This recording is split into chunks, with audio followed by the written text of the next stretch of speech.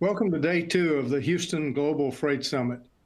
I'm Ed Emmett, fellow at the Center for Energy Studies at the Baker Institute at Rice University. Center for Energy Studies is very pleased to be co-hosting this event with Port Houston. Yesterday, we had a half day of panels talking about what the future might hold. Today's topic, particularly relevant, moving freight in a low carbon world. We all talk about it all the time. There are lots of people that are involved in it, and it will impact the freight transportation industry in a very dramatic way. So this morning, setting the stage first will be Ken Medlock. He's the Senior Director for the Center for Energy Studies. And then he'll have an armchair discussion with one of the world leaders in renewable fuels, Jeremy Baines, president of Neste North America. And then that armchair conversation will be followed by outstanding panels on future changes for ocean shipping and what are the lower carbon options for moving freight. It's going to be a full morning. I thank everyone for joining us. So without further ado, Ken, take it away. Thank you, Ed. It's a pleasure to be here, and certainly the discussions yesterday were excellent. The conversations that we heard in the morning, sort of just running through sort of basically all things resilience, efficiency, freight, how costs are evolving and developing over time. I think these are all fantastic conversations. And there was one question that came up during the first panel, which I think, Ed, you even alluded to is a sort of precursor to today, and that was distinctly related to energy transitions. And that is what we're going to be focused on today through the course of the panels and discussions we have. Energy transitions, and I use that term with an S at the end, is sort of driving all political discourse, it seems. Lots of discussions about how to accelerate the path to a low carbon future. The International Energy Agency even just yesterday released a pathway to get there. Very ambitious, without a doubt. I think it's important to recognize it is a pathway that is proposed. It's fraught with difficulties, to be sure. Very, very full of what we would normally call Herculean assumptions. But I think the point of the exercise was really to show that technologically, a lot of these things are possible. It really just comes down to how you actually plod the path from here to there. Not going to really comment on whether or not it's doable. That's not really the point. It really is just to state that there's a lot of road in front of us, and with that road, there's going to be a lot of new technological innovations, a lot of new business opportunities, a lot of new commercial opportunities, and in the midst of all of that discussion, and unfortunately, sometimes in the world of energy, this does not receive the proper attention. But in the midst of all of that is the movement of freight. It's transportation. Certainly, when we think about the global economy and the global energy ecosystem, and I think that's really the appropriate place to begin this conversation. We can look around the world and we see that everybody around the world sort of is in a different position, if you will.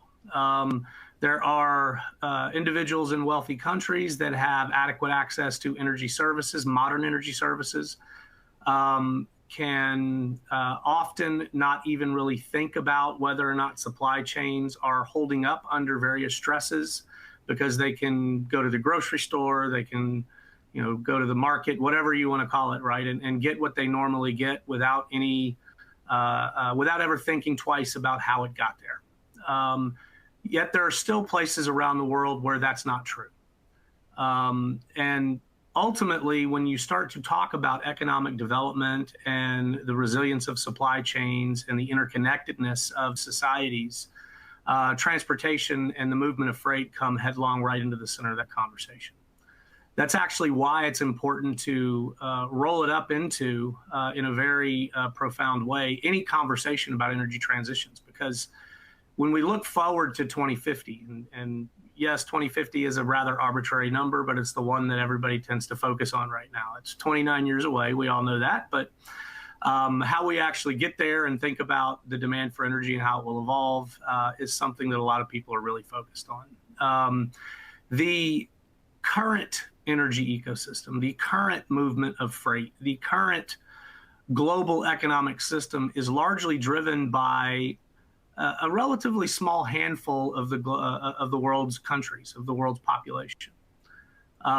You can, in many ways, when you focus on energy, you can group the countries of the world into countries that have and countries that do not have. So the haves and have-nots. There's about 1.3 billion people in what we would call the developed world, and this is typically the OECD, the Organization of Economic Cooperation and Development. Those individuals have adequate access to modern energy services. They enjoy well-developed not only energy ecosystems, but economic systems. And part and parcel with that is well-developed supply chains that ensure goods and services get to where they need to go in a timely manner, and consumers really almost never feel the pain of a supply chain disruption. Occasionally, we do see it. And in fact, in the United States, we've seen it a couple of times just over the last 14 months. I think everybody can remember the videos of folks fighting for toilet paper at grocery stores because it wasn't getting there in time. And then just more recently, we saw gas stations along the East Coast completely out of gasoline, and that situation is subsiding. It's not totally over yet, but it's certainly subsiding. But you have to ask yourself a question: why did either one of those things happen? It had to do with a disruption in a supply chain. Now, it's rare for those things to happen, and when they happen, it certainly gets people's attention if you're in the developed world. If you're in the developing world, things are a little bit different. As a matter of fact, when you look at the other 6.4 billion people that live on this planet outside of the OECD, there we're talking about countries that range from emerging economies like China, a little bit farther down the development ladder, but rapidly approaching it, as India, the countries collectively in the ASEAN region or Southeast Asia. And then we can sort of range all the way down to a large swath of countries in sub-Saharan Africa that really do not have much access to modern energy services or well-developed or resilient supply chains either.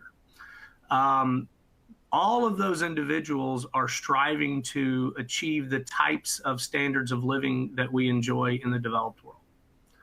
So when you think about energy transitions and you think about providing modern energy services to the entire planet, so 7.7 billion people, and recognize there is a runway out to 2050, and we've got to think about how to do this in a more sustainable way. Layer into the fact that most of the world's population growth will occur in the developing world. As a matter of fact, latest UN population projections by 2050 put the OECD collectively at about 1.4 billion people. So that's pretty modest population growth, with the majority of those countries actually shrinking in terms of overall population. When you compare that to the developing world, you're looking at population growth that is much more substantial, to the point where we move from 6.4 billion all the way up to, depending on which projection you're looking at, 8.3 to 8.4 billion people. So another roughly 2 billion people on the planet, and most of them in developing economies. So ensuring that they receive adequate energy services to sustain welfare improvements and improvements in standards of living is paramount. It has to happen. Of course, it has to happen in a sustainable way. It also means that you will see an increase in the amount of freight that's moved in a waterborne way, and ultimately over land as well, and in air potentially. So we've also got to think about how we make those pathways more sustainable. That's where we get into what types of fuels we'll be looking at when we're thinking about the fuels of the future for the movement of freight and transportation more generally. There's a lot of things that have been discussed. They range from renewable fuels, which we'll hear about in just a few minutes from when Jeremy joins me, to electric technologies, to fuel cell technologies, to LNG technologies, which are still, carbon intensive, but not as intensive as heavier fuel oil technology. So lots of different things in the hopper, so to speak. And one thing is certainly true is as the developing world emerges to become a much larger consumer of commodities that are produced and moved around the world, it's going to be very important that we address all of these issues and be sort of out in front of them.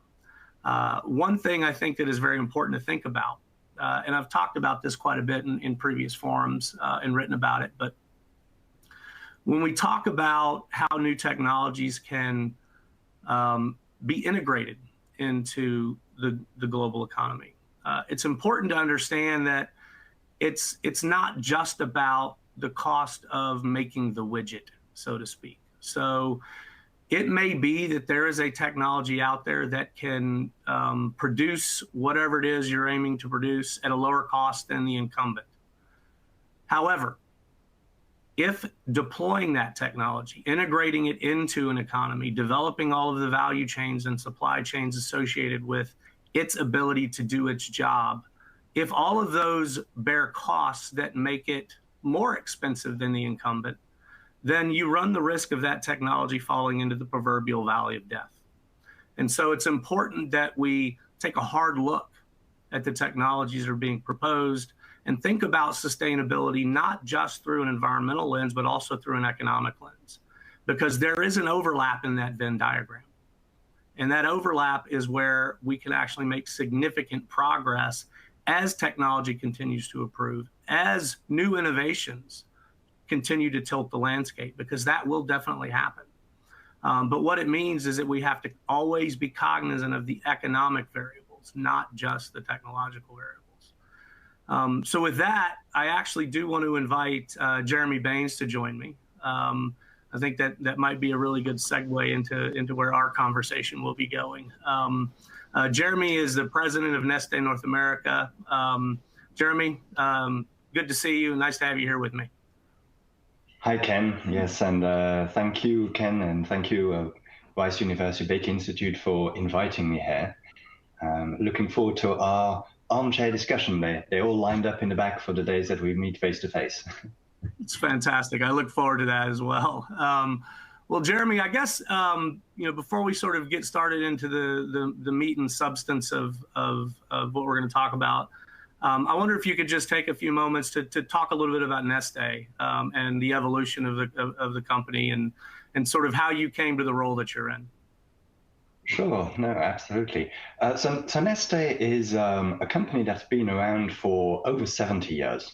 It started off as a traditional oil and gas company with refining and exploration and retail, and based in Finland, in Scandinavia, and always with an environmental aspect to it, and always to how can we make our fuels better, cleaner, more efficient.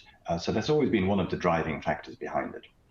And then in the early 2000s, Neste really had a good think and started investigating how can you make renewables. And that sounds strange for an oil company to think about renewables, but there was this inconvenient truth out there about climate change. And because Neste was so much thinking about the environment, they started looking at, okay, well, is there a way for us to produce the same kind of fuels that we do today, but from renewable material? And we started developing our own technology. And I joined Neste nearly 20 years ago. And when I joined Neste, I joined on the oil product side. I joined in trading, and really I had no clue about renewables. And when we encountered renewables, as I was trading, it was always kind of, what is this stuff? Does it really make sense? And it's not until about 10 years into my career at Neste that I got put in charge of selling these renewable fuels. And it's kind of, hey, this stuff makes sense. Yeah, it's a renewable fuel which is completely compatible with a fossil fuel. It moves in the same vessels, it moves in the same pipelines, it's used in the same engines with no modifications. The only difference is one is made from fossil and the other one is renewable. So it just works. And Neste was probably a bit early in this because the market was not ready for it. So we did struggle in the beginning.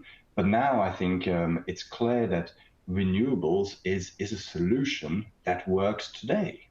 And I think that's where Neste is now strong at, is how do we continue to grow the availability of these fuels? What are the next steps? And really developing that whole space.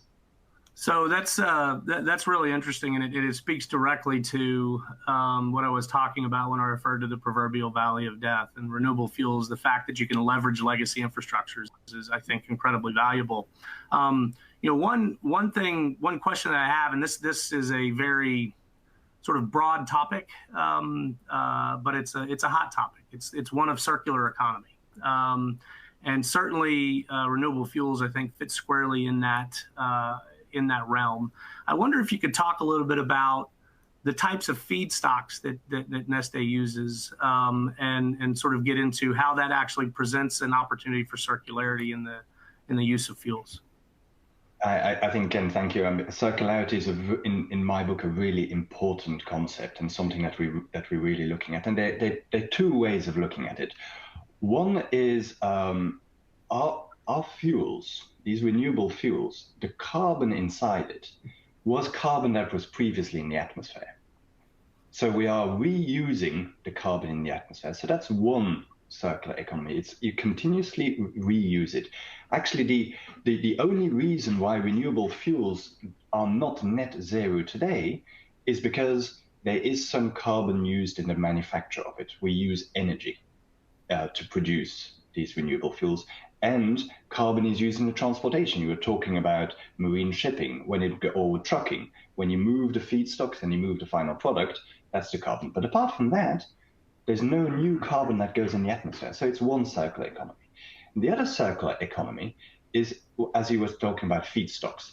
So Neste uses over a dozen different feedstocks, wastes and residues primarily, animal fats, used cooking oils. And the used cooking oils is literally the waste from the restaurants. After they've made your fries, once that oil is dirty, we actually, to an extent, recycle them, we reuse them. And then a good example of that is something that Neste has been working with the city of Oakland for a number of years now.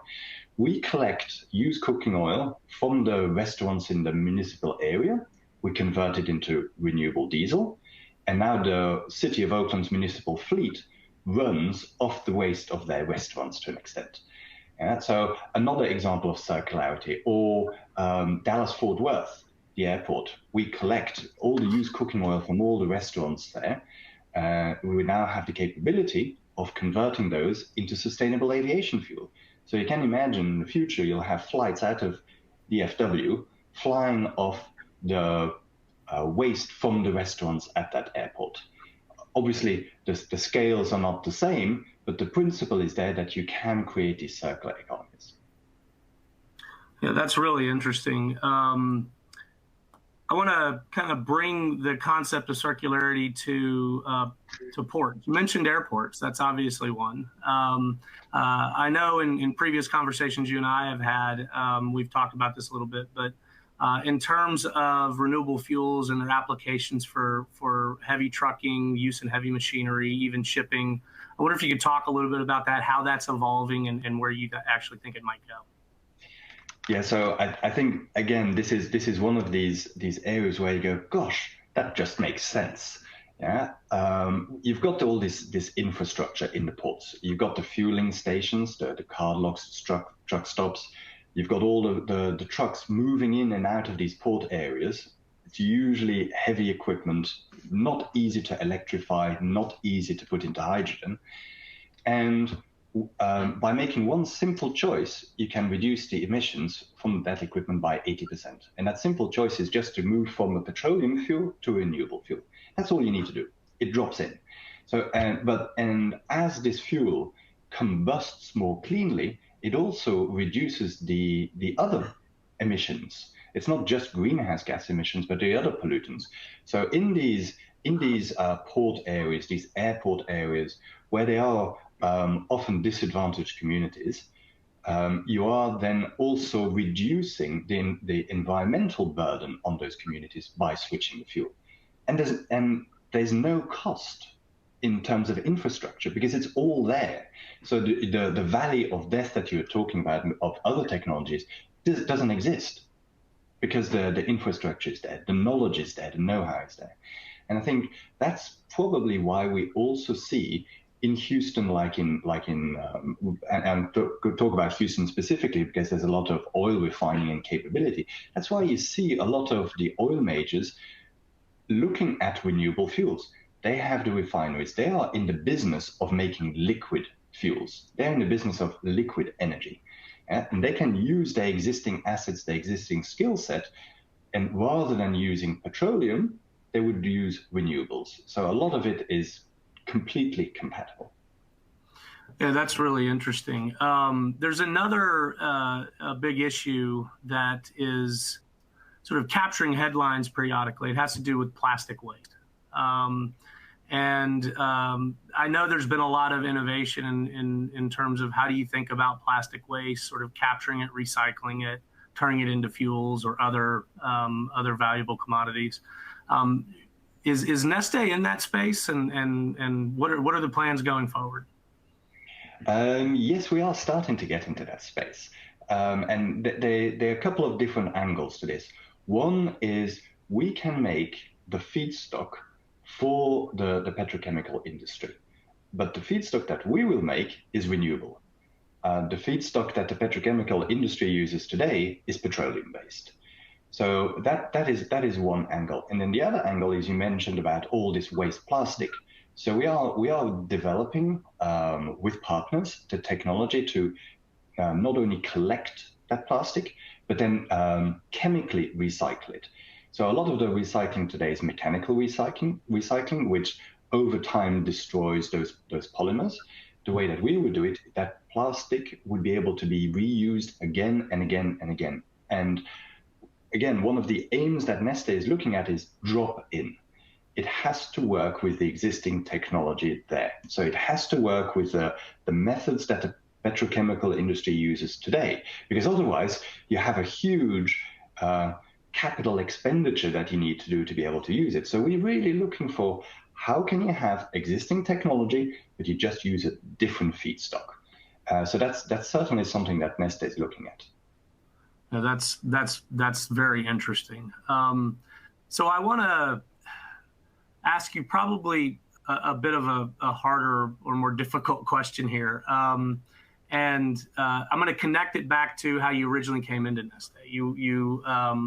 You were involved in trading effectively, right? And so there's a couple of questions that I want to ask you that are sort of linked to that in your experience at Neste as the company's evolved, as your career's evolved.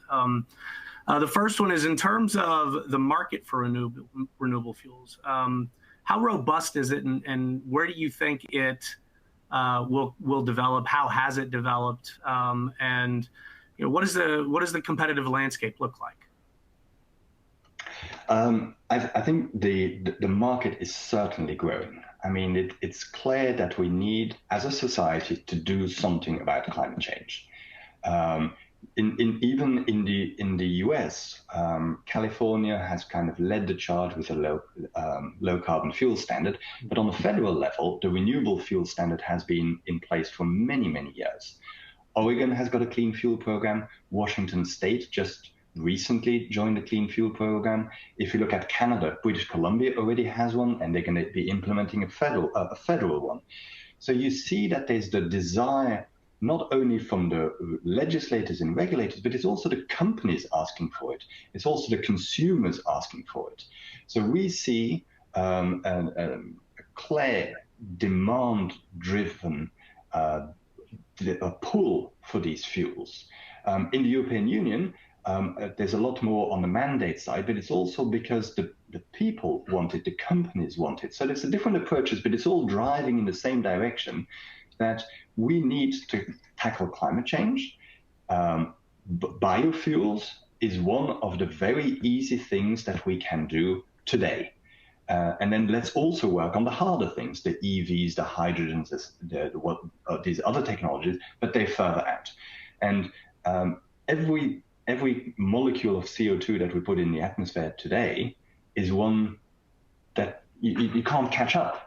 Yeah. So it's no good saying, oh well, we'll do something in 20 years' time, when the perfect technology arrives. No, that doesn't work. Yeah? So you need to do something about it today. Sure. So real quickly, let me jump in. Totally agree with that. I mean, we typically refer to the CO2 problem as a stock problem, right? It's a stock externality. It's not really about the emission; it's about the accumulation of the emissions. And the half-life is quite long, so anything you can do to abate emissions now, as we sort of hurdle towards a very different future technologically, I think is valuable.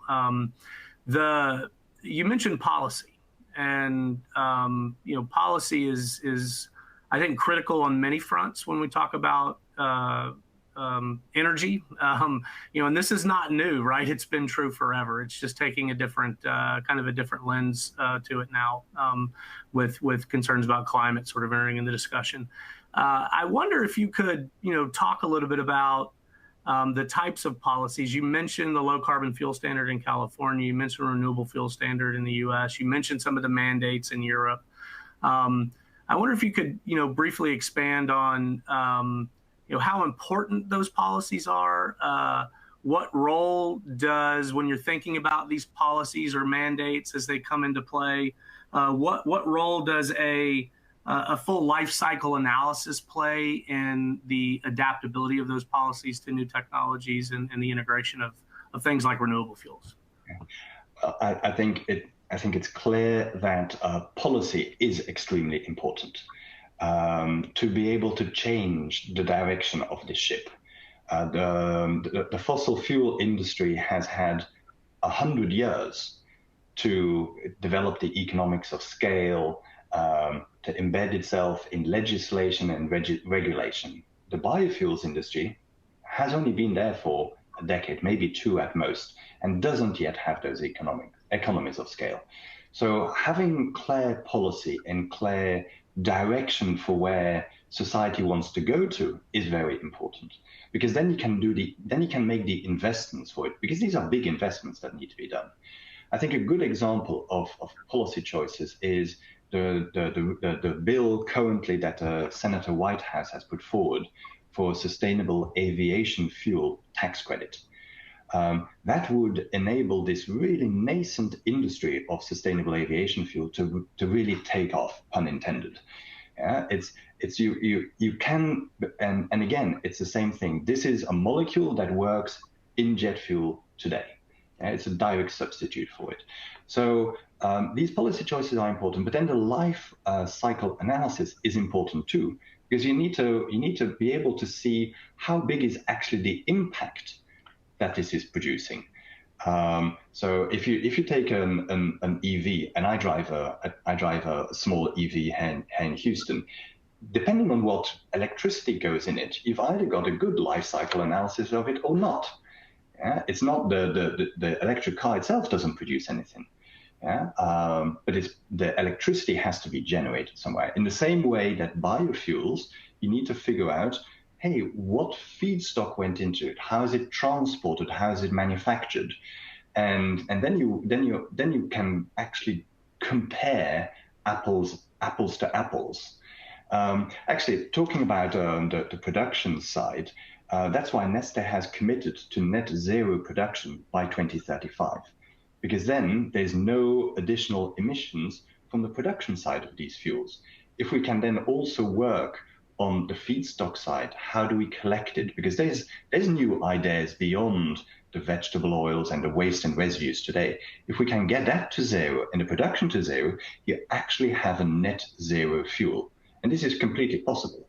I mean, Neste is exploring cover crops, algae, municipal solid waste, forestry waste, and then there's always the renewable power to liquids that you can have. So there are many, many routes to look at it, but the life cycle analysis becomes very important because climate doesn't care where the carbon comes from at the end of the day. Right. So you just mentioned, I think, a really interesting point. It sort of raises a set of questions, but I'll try to encapsulate it in one. In terms of expansion of renewable fuels, I wonder if you could maybe talk a little bit about where your largest challenges have been and where you think they might still exist. Because at the end of the day, when we're talking about the growth of anything in a market that is dominated by an incumbent that is well known, right? Those challenges can be quite enormous. So I wonder if you could maybe talk a little bit about that. Well, I think there's a lot of talk nowadays about feedstock. Where is all the raw material going to come from for all these renewable fuels? And especially as there are more and more players entering this space. I mentioned earlier on the oil majors, but it's the likes of Valero, HollyFrontier, Marathon, P66, Shell, BP. They're all joining this game. In France, it's Total. In Italy, it's Eni. So they're all looking to enter this space. So if you then just look at, if you want traditional feedstocks, maybe what the biofuel industry or the ethanol industry was using, corn or soybean oil, there might be limitations. But then you look at the waste and residues. Do you use cooking oils, the animal fats, the side streams? And then you look at what else is in the pipeline. So actually, we do see that this is really a very scalable industry. It'll go through different cycles of technology. Today, it's hydrotreated vegetable oils, but then it'll be municipal solid waste to gas. Then it'll be forestry waste. So there are many different routes to make renewable fuels. And I think, therefore, also from a policy point of view, it becomes important that it's technologically and vendor neutral. This should really create that momentum for new technology to come into the space. And then it becomes really truly scalable. Yeah, I like that vendor neutral. That's something that I think will definitely help any technology propagate more broadly. You mentioned, increasing competitiveness of renewable fuel space, and I think that's really what you're driving at when you talk about feedstocks, right? And concerns about what types of feedstocks. But as you mentioned, there are a lot of potential feedstocks. It's not just about corn-based ethanol, which seems to be the dominant form of renewable fuel in the United States, but it's also, as you mentioned, vegetable oils. But you also mentioned municipal solid waste. And I know that there is a lot of interest in that. There's a lot of landfillable material that I would imagine would also be a prime candidate for renewable fuels. I wonder if you could, talk a little bit about that and what Neste is doing in that space, because in many ways you're solving multiple problems if you figure out that one, right? How to do it at scale. Yes. That's right, and I think some of the Neste has demonstrated to itself some of the routes to using municipal solid waste and converting it into fuels. Now it's a question of putting the right technology in place, finding the right partners, because as you say, there's a lot of trash. Yeah, there's a lot of trash going. There's a lot of trash going to landfills. In Europe, the landfills are full. So they don't know what to do with it anymore. In the US, they are starting to fill up, but also as society, at some stage, we need to wonder, hey, is this really the thing that we want to do? Is dig a hole in the ground and chuck it all in? I think there's probably better things to do with it. And if you can demonstrate a route for maybe even if it's only half of the landfill use, at least it extends the life of the landfill. for those, then gives the opportunity for other technology to be developed. So I think there really are routes to converting trash into fuel, different from the waste and residue that we're using into fuel today. And I think all these routes really then show that this is scalable. That you can have liquid fuels, but made from renewable matter as opposed to petroleum matter. So what segment of the transportation sector or consuming sector is the largest consumer of renewable fuels? Today, it is heavy road transportation. Okay. So I think the light duty in the United States, most of it is either gasoline or moving to electrification. There's a very, very small portion of diesel. Diesel is usually used in heavy duty equipment. And the heavy duty equipment is also the one that's hardest to abate. I mean, last year, the United States put 1 million Class 8 trucks into use.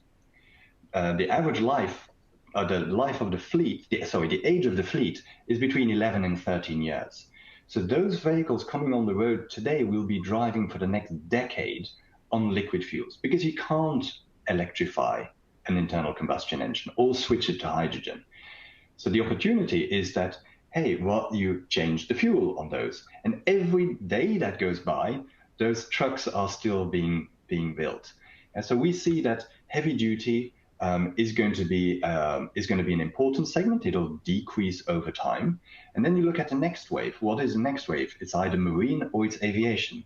I mean, there are no electric cables long enough to power a plane. There's no planes, long haul planes on the drawing board running on batteries. It just simply does not exist today. And planes have an even longer lifespan. So we see that for the next 1, 2, 3 decades, aviation fuel will have to become renewable until other technology becomes available. Or maybe other technology doesn't become available, and liquid renewable fuels is the solution for the foreseeable future. And so there's many opportunities there. And then Kenny also touched early on petrochemical space. All that petroleum used in petrochemical can also be made renewable. So that is maybe the third wave after road, air, it becomes petrochemical. Interesting. Yeah, you're touching on the hard to decarbonize sectors. I mean, that's critical. So, currently, I want to go back to the waste discussion, because plastic waste right now, a lot of it is actually moved around the world as freight, right? So a lot of times, some of this stuff will be compiled, pelletized, whatever, and then shipped somewhere else, because, as you mentioned, you're out of landfills in Europe. Space is becoming harder and harder to come by in the United States even. And certainly landfill expansion is fought, there's some significant public opposition in areas that are affected. So, when you think about circularity, right? I want to come back to this for a minute. And you think about how plastic waste is actually shipped to other places for handling and disposal.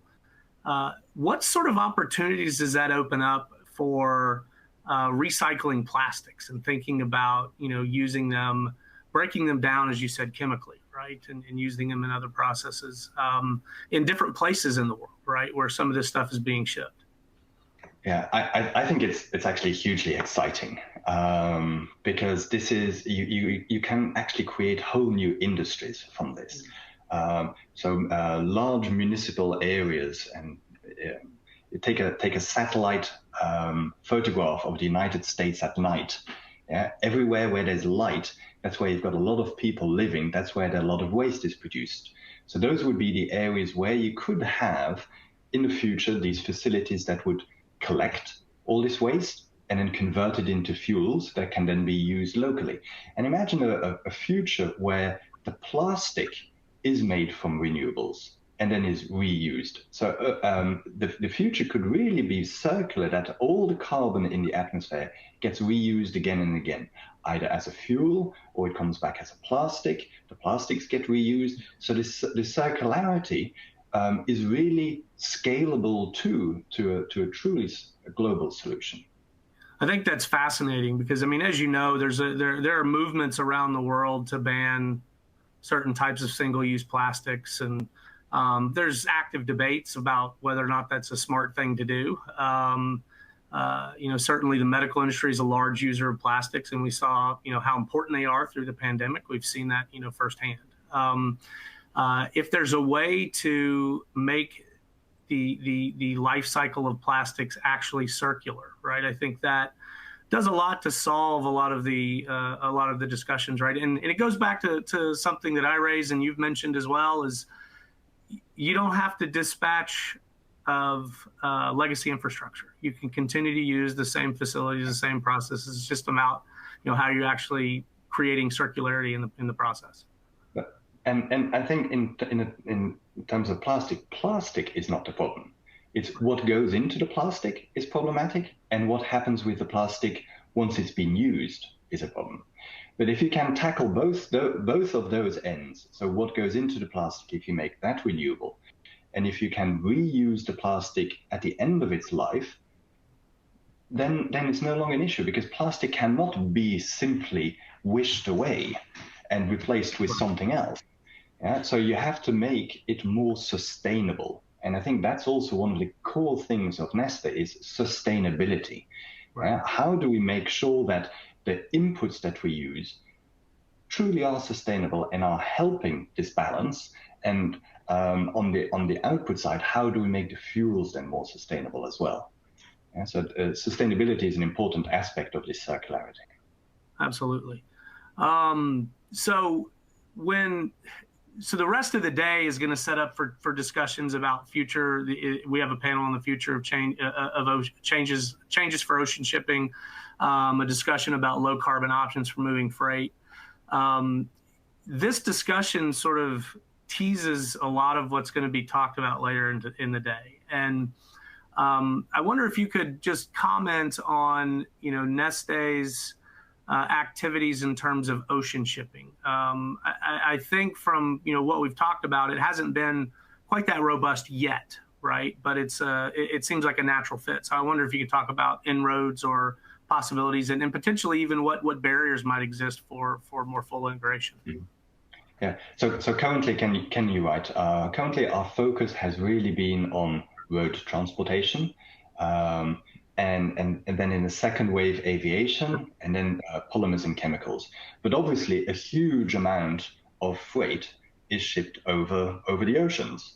And the fuel that goes into that is one of the major reasons why the fuel is only reduces emissions by 80%. Yeah? So there is naturally an interest in it. Currently, a lot of the fuels being used in shipping are bunkers, the heavy duty, and it's not entirely compatible with the fuel that we produce today. However, it is a huge market, and so Neste is looking into how would we be able to produce a more sustainable fuel for marine shipping? How do we make a more renewable fuel for marine shipping? But I would say watch this space at this stage. Yeah, that's very interesting, and I know that your contact points with ports are road and air, right? When we just think about port movement, and the integration of renewable fuels at ports like Port Houston, I think is a fascinating thing to watch. In particular, when you think about the Houston area being a non-attainment zone as designated by the EPA, and this is moving beyond a discussion about climate and carbon, right? This is really about local air pollution. Can you comment a little bit on how renewable fuels, like what sort of impact they have on those other types of air pollutants? Yeah, I mean, the renewable fuels that we make are a much more discrete range of carbon molecules than you have in fossil fuels. And it's got, for example, it's got no aromatics, it's got no sulfur. So when you combust the fuel, there's no sulfur dioxide that comes out of it because there's no sulfur to start with. The aromatics as well, they are carcinogens. Yeah? So not having them in reduces those emissions. It reduces particulate matter. So it reduces a lot of the local air pollutants as well from using the fuel. So it benefits the community in the fact that it's less polluting, but it can also benefit the community because we can source some of the feedstock from those communities, from those restaurants, etc. So they can also create this circular economy, and that makes the whole proposition a lot more a lot clearer. Also, the infrastructure is there, the trucks are there. The fueling stations are there. I mean, we use tanks in Houston to collect used cooking oil that were formerly petroleum tanks. We moved them on trucks that could move petroleum products. We've actually processed some of it with a partner here in Houston at Texmark to finish off some sustainable aviation fuel, existing infrastructure. And then it was shipped on a vessel from Houston to California to go to San Francisco Airport on a vessel that transports petroleum products. So all the infrastructure is there. Yeah? And by using it, you reduce the emissions in these hard to abate areas and with hard to abate industries. So it's a win. So that's fascinating. It's especially fascinating because problems related to local air pollution have, persisted for a long time. It's not a new issue, and there have been significant efforts to abate local air emissions. And so it begs the question, given those benefits, right, that renewable fuels bring to the equation, why are we just sort of talking about it now? Right? What's changed? How is the technology developed? Is this really driven by an ESG motivation that's sort of percolating across society related to climate, and all these other benefits are deemed ancillary, or are these benefits actually what drove the growth of the industry in the first place? I think there's. I'm not sure what the right answer is, but I think part of it might be that the costs that are being pushed on society. Yeah. Now we're trying to put a value on that. When you say pollution in certain areas and asthmas and early death, currently they have no cost, which doesn't make sense. Right. So when you then start looking at, hey, if you use a better fuel, if you were to use a smarter fuel, what is actually the benefit of it? Then it makes that whole proposition a lot easier. And I think that's what you're starting to see in policy. That's what you're starting to hear from customers. That's what you're hearing from companies that are demanding it. That's the airlines are the ones that are looking for sustainable aviation fuel, because airlines also see that travel is important. It connects people. It brings people together. It's a driver of business. But how do you do it in a sustainable way? Yeah. So those are I think what is driving this movement. And yes, ESG will be part of it, because the ESG will also be rewarding or penalizing investments in certain industries, because they also see what is the horizon for certain industries, and therefore they're kind of starting to price it today. All of these elements together are driving this renewable fuel movement, I believe. So this is really for the benefit of our audience, what I'm going to ask you now, because I think it speaks to what you just mentioned. I wonder if you could talk about, just briefly before we have to wrap up here, how Neste has grown as it's evolved, right? Because you mentioned it was originally it's sort of more of the traditional petroleum company, and then you realized the renewable fuels aspect of what could be done, and have really capitalized that. You mentioned growing pains, and that's, I think, always interesting for people to hear about, right? Because there are bumps in the road, but Neste certainly has shown fortitude and worked through that. So I wonder if you could talk about how the market has grown, what Neste's role has been in that growth, and how you guys are growing, right? Because your presence in North America is certainly expanding, and I wonder if you could talk a little bit about that. Yeah. Now, I think it's a really good question, because clearly this is a big transformation. I mean, if you are a petroleum refiner, to make the journey to become a renewable leader is not done overnight. And it's clear that Neste has its origins in Finland, in Europe, where we have a strong position, and that's where we also build up the experience and the knowledge. So at our refineries in Finland is where we had the first pilot plants and then the first commercial scale plants. Then we built a refinery in Singapore and a refinery in Rotterdam to make renewable fuels, dedicated to making renewable fuels. We're now doubling the capacity in Singapore and decided to build another facility in Rotterdam. So we're really growing that side. In terms of the United States, just 5 years ago, we were just a bit under 20 people, of which about 15 of them were in Houston. Today, we're looking at being over 100 in Houston by the summer and over 400 in North America. So we've grown very rapidly, and actually we've got about 40 positions open at the moment. So we continuously to grow in that. We continue to grow on the feedstock side. So we buying more used cooking oils, looking at animal fats and greases, collecting them, pre-treating them, transporting them. On the sales side, we in California and in Oregon, now that the Clean Fuel Standard has passed in Washington State, we're looking forward to participating there too. So North America is an important market for Neste, and Neste is really looking forward to continuing to grow in this space. Very good. Yeah, I mean, it's definitely an important market in petroleum in general, right? It's one of the largest in the world. What about, you mentioned refinery and its expansion in Singapore. What does the market in Asia look like for renewable fuels? It's a good question, and I think in Asia they don't have the same kind of policy choices yet that the United States has or Europe has.